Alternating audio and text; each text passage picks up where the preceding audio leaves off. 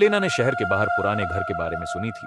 अफवाहें, वह घर जिसकी दीवारें उखड़ी हुई थी और खिड़कियां टूटी हुई थीं।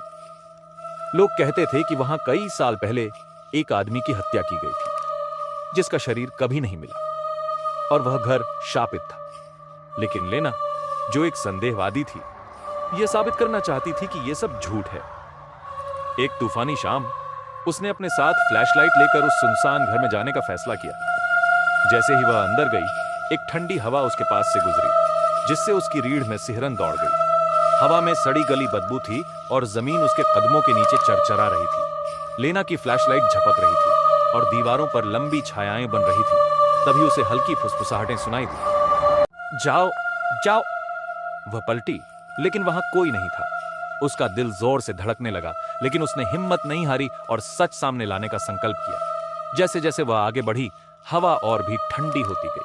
वह तहखाने के दरवाजे तक पहुंची, जो जैसे खुद ही खुल गया, मानो उसे अंदर जाने के लिए आमंत्रित कर रहा हो।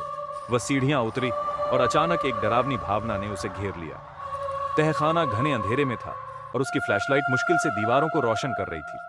तभी उसने एक आकृति देखी। कोने में एक काली छाया जो बिना हिले डुले खड़ी थी और उसकी आंखें अंधेरे में लाल चमक रही थीं। लेना थम गई। उसे महसूस हुआ कि वह आकृति उसे घूर रही है, एक बेजान और ठंडी नजर से। आकृति धीरे धीरे उठी और उसका विकृत, खून से सना चेहरा सामने आया। वह वही आदमी था जिसकी हत्या की गई थी, लेकिन अब वह कुछ और था। उसके मुंह से निकलते हुए उसने गहरी खरखराती आवाज में कहा, तुम्हें यहां नहीं आना चाहिए था।